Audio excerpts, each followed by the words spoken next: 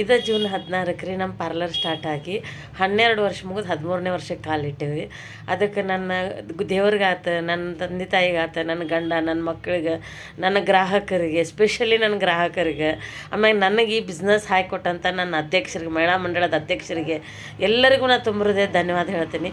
ಅದ್ರ ಜೊತೆಗೆ ನಾವು ಒಂದು 3 ಸಲಹೆನೂ ಹೇಳೋಕೆ ಇಷ್ಟಪಡ್ತೀನಿ. ಒಂದು ಬಿಸ್ನೆಸ್ ಸ್ಟಾರ್ಟ್ ಮಾಡೇವಿ ಅಂತಂದ್ಮ್ಯಾಗ ನಮಗೆ ತಾಳ್ಮೆ ಭಾಳ ಮುಖ್ಯ ಇರಬೇಕು.